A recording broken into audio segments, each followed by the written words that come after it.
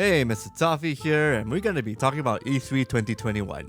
Now that 2021's first digital showing and week of video game companies and publishers showing off their wares and impressing shareholders is done and dusted, let's talk about the good stuff. Yes, there was also some bad stuff and some cringeworthy nonsense that we can get into. Chaos, chaos, chaos, chaos, chaos. But I want to focus more on the positive.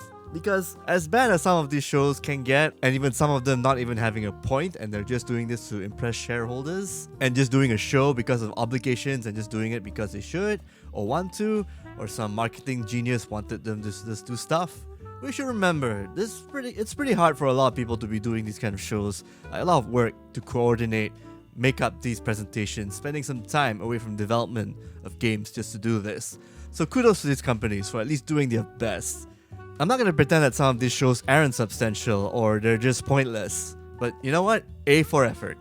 Now let's get to the good stuff, the games that pretty much impressed me, and surprised me, because that's what the good E3 shows are about.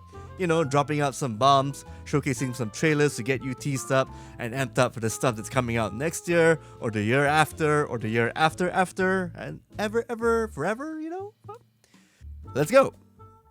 Alright, the end of the Summer Game Festival, the show from Jeff Keighley, that ended on a pretty hype note. Elden Ring.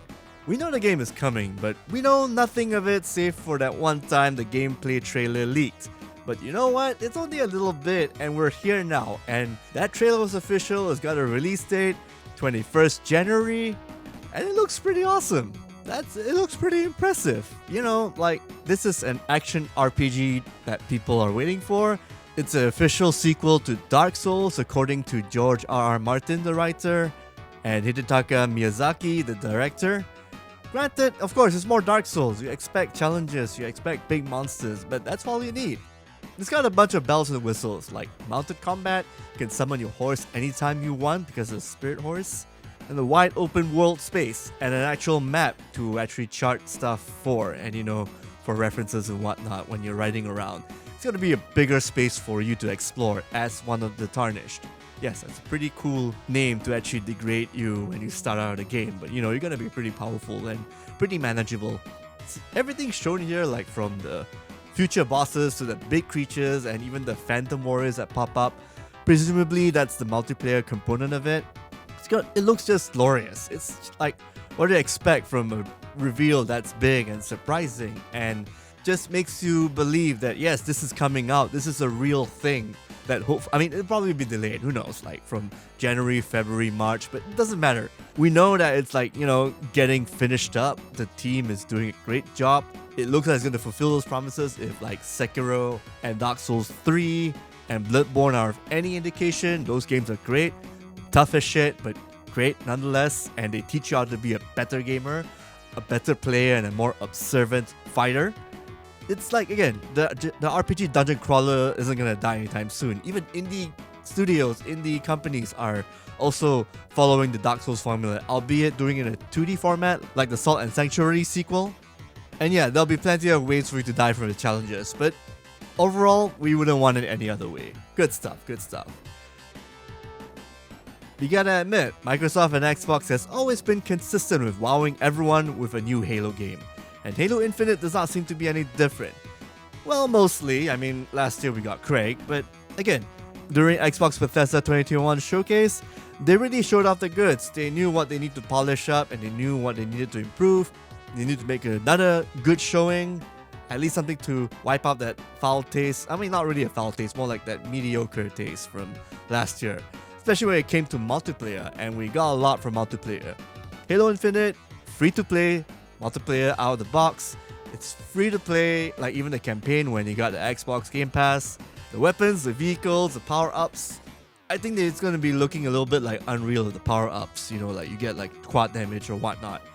But there's a lot of nice little additions here and there, like the gravity hammer, which I really loved in Halo 3. The new gun with the homing bullets. I think those are homing bullets.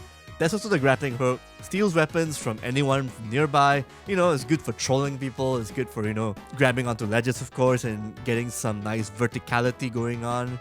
And yeah, there's also the 12v12 Big Team Battle mode, along with the map editor Forge and Theater mode making an experience. Like I mentioned before, this is F2P, you get to go into the multiplayer mode free of charge, no loot boxes. I mean, you gotta grind for goods of course, but that's expected. I think everything you buy is probably cosmetic, but that's how it's supposed to be for free-to-play games anyway. And how else do you think Xbox is gonna make money off of a free-to-play game, right?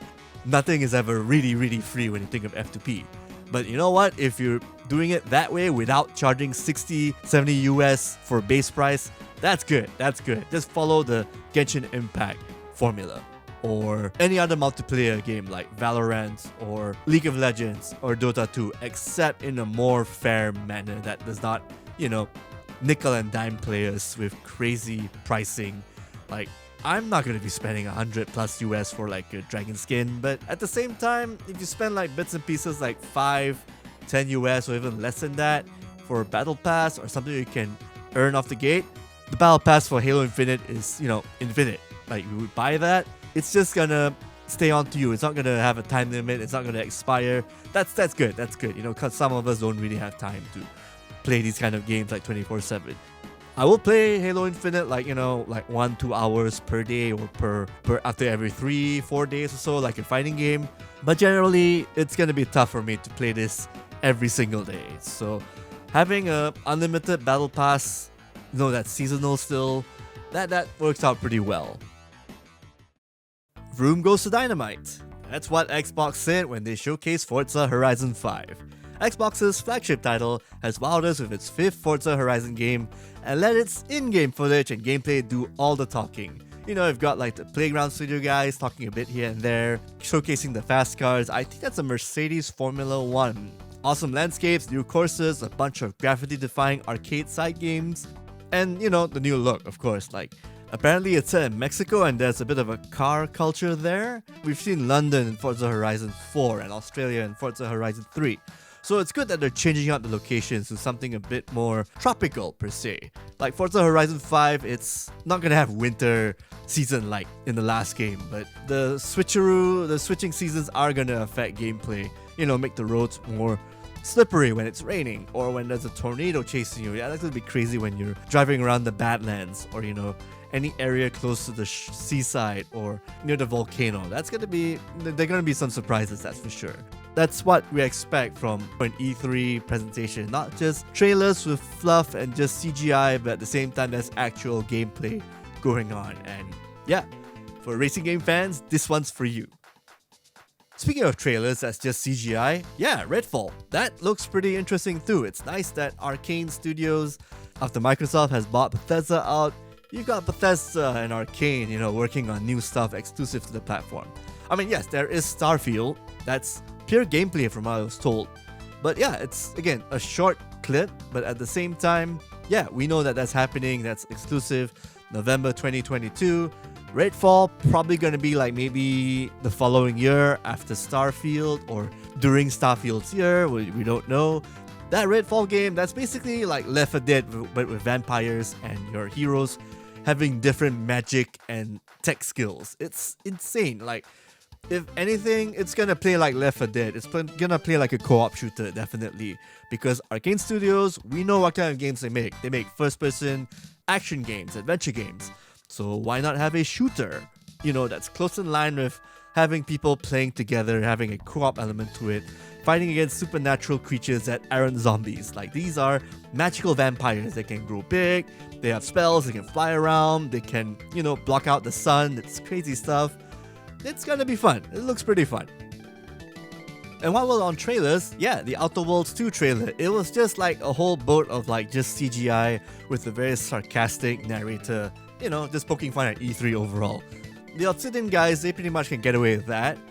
And whether this game is gonna be exclusive to Xbox, we don't know, but at the same time, you can expect a first-person RPG. Different solar system, different characters, same all crazy corporate branded nonsense that the player will have to fight through and get through and solve in different ways, either talking their way out of trouble or sneaking their way into trouble or just outright killing everyone. That's what we expect from an Outer Worlds sequel. Again, this is just a trailer, but that's promise. We definitely can't have an E3 2021 talk without mentioning the other big presentation, Nintendo. They came out with like one surprise or two, but the one that actually resonated with me the most are two titles. First one, Shin Megami Tensei 5. It's been a long time since, we've had an announcement or some gameplay reveal of Shin Megami Tensei 5 since Nintendo announced it a couple of years back. But hey, they delivered really, really hard. The story leaked. We knew that the game was coming out in November, but that didn't actually dampen the impact because the showcasing, you've got like a new demon hero, he's got these powers from this other ephemeral guy in another world. It looks pretty cool. It's like you've got that turn-based press turn system that's going to be very challenging and will murder you 9 ways to hell. You've got like an open world where your hero can actually jump around, have a demon tailing him around, and just checking out the really crazy wasteland. I'm sure there's going to be some cities and underground places to explore. That's how these games are. You've seen Shin Megami Tensei 1 till 4. That's how these games are. You're going to have the post-apocalyptic world to deal with, whether it's Earth, whether it's Tokyo, or whether it's like an entirely new plane of existence. Yeah, the secret's going to be there. We know that as Tokyo, they just call it a different name, but it's definitely Tokyo, that's for sure. I'm calling it right now. But doesn't matter. It's going to be fun. It's going to have a lot of like weird death cult stuff going on. It's going to have this dramatic, somber, insane, dark humor to it surrounding this game.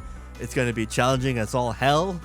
You're going to have a lot of turn-based fights that are going to kill you 9 ways, You're going to make sure you got to learn how to actually fuse the demons thanks to the new demon summoner, Sophia, the demon fusion lady. Used to be an old guy, now it's a girl, so I think they're just going to upgrade. That's an upgrade right there.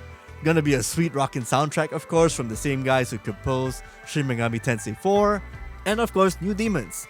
I believe Atlas is going to be showcasing a bunch of new demons every single day, leading up to the November release date. This is definitely one on my watch list because I'm sure I'm going to be spending 100 hours just trying to get at least 2 or 3 of the endings.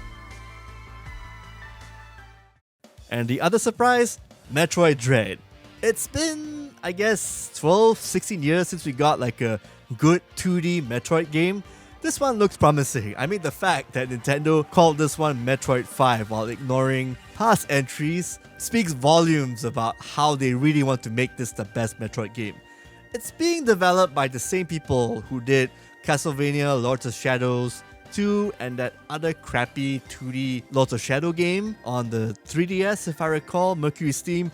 But they've done good. They've actually done a really good Metroid remake a couple of years back for the 3DS. That looked pretty good. So they learned a lot. They earned Nintendo's trust because Nintendo seems to trust them in delivering the goods for a 2D Nintendo game. A lot of game studios, especially the indie ones, they owe it to the Metroid series and Castlevania Symphony of the Night. But first of all, Metroid, for the talk and everything. With a 3D coat of paint and a lot of new mechanics and gameplay bits like the EMMI and the ME segments, we got this killer robot chasing you down. Kind of like Metroid Fusion, but a lot more dark corridors, and in 3D, we're definitely in for a wild 2D ride later this October. Come to think of it, this and the next SMT has proven that 5 is indeed Nintendo's lucky number. We should also bring up Mario plus Rabbids Sparks of Hopes. Anyone who wants an XCOM game but with Mario and Ubisoft's thrown away minion mascots, yeah, they should check this out. This is basically taking like the stuff from Super Mario Galaxy and putting it inside this turn-based strategy title. You control Mario, Princess Peach, Luigi, you've got the Rabbids who are dressed up as each of those characters, with different stat skills. Having, a collaboration with Nintendo and Ubisoft, making a strategy game with all this quirky humor, but at the same time, some deep gameplay like, having the characters move around in the radius instead of like in tiles, special attacks, easy ways to actually get characters across. Hopefully there's going to be challenging modes like in XCOM. This is still going to be an all-ages game, so anyone who wants to play an XCOM game without, being overwhelmed, a family-friendly game, I'm sure they can jump onto Mario plus Rabbids Sparks of Hope. Oh yeah, I almost forgot one more game.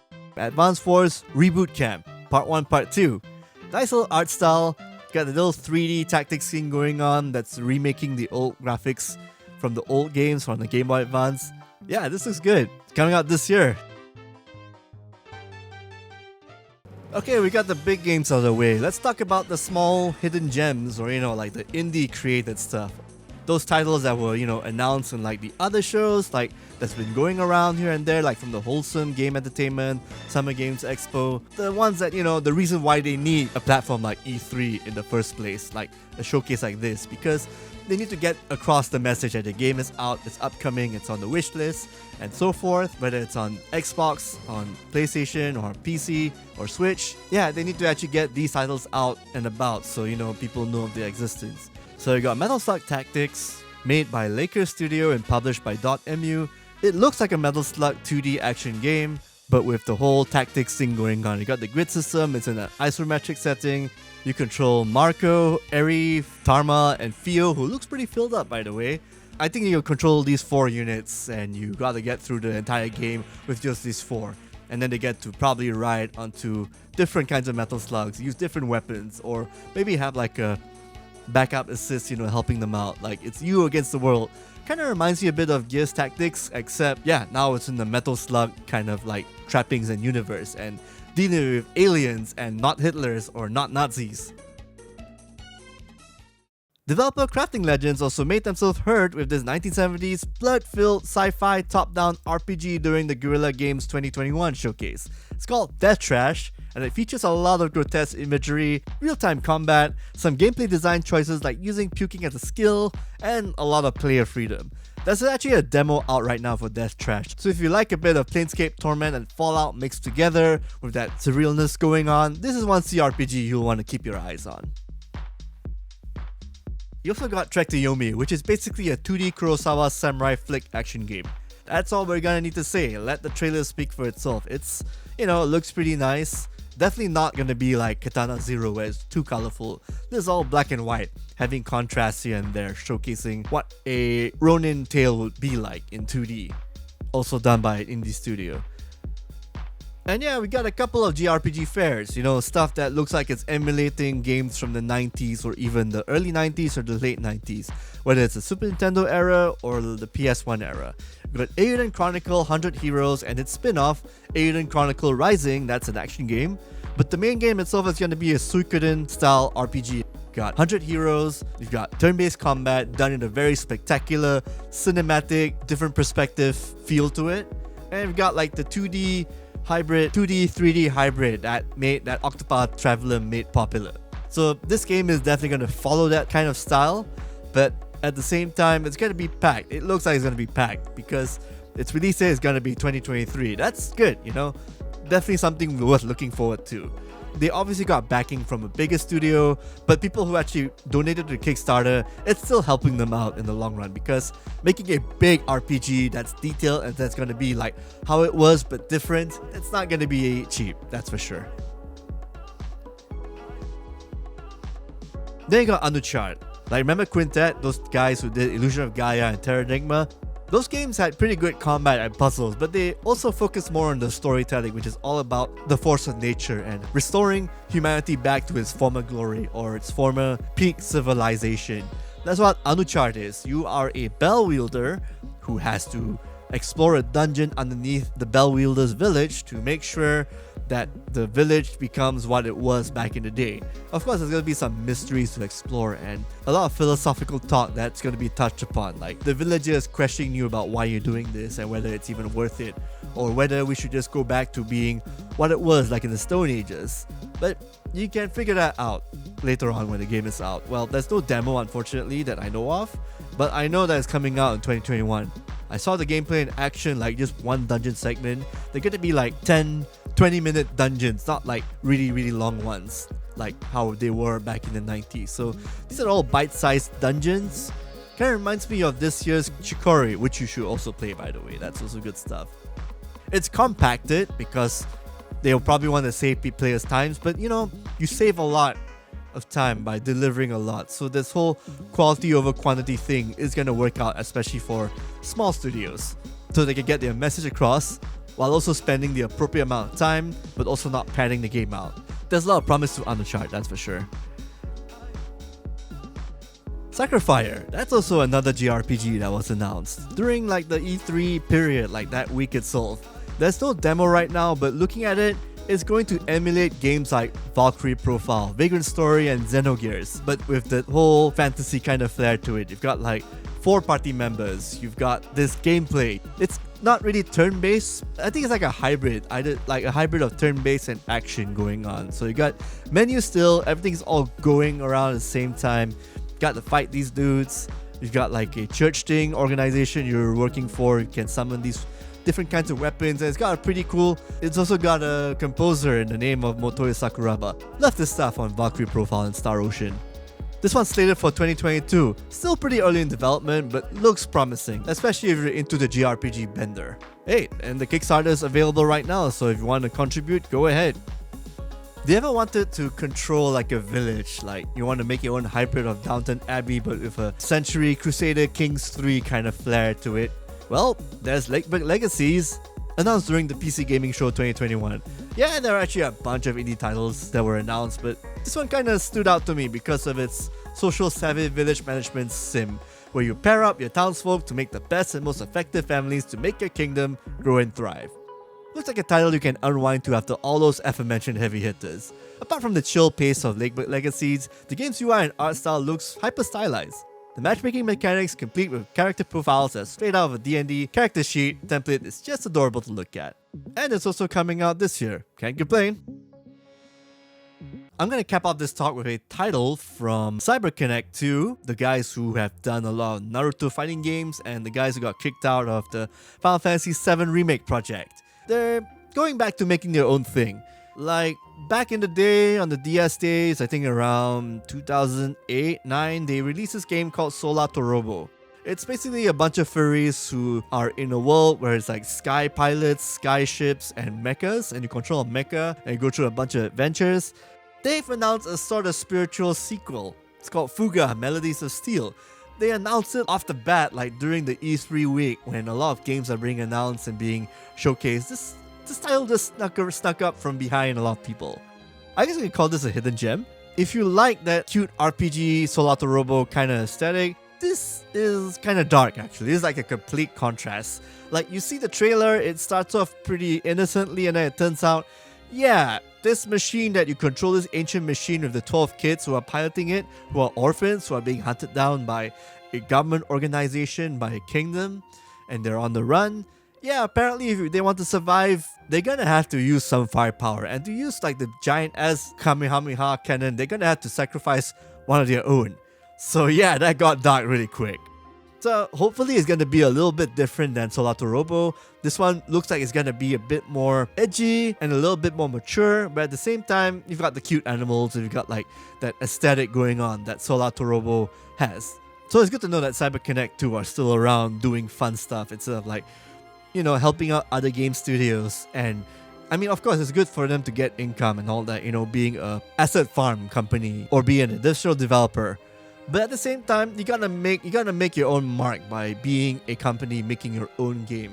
It doesn't have to be like a couple of them, like just 1 or 2 will do. So yeah, Fuga Melodies of Steel looks promising, definitely dark. Got that turn-based aesthetic and the dungeon exploring bits here and there you can check out. Definitely one to look out for if you're into the indie games. Those are our picks from E3 2021.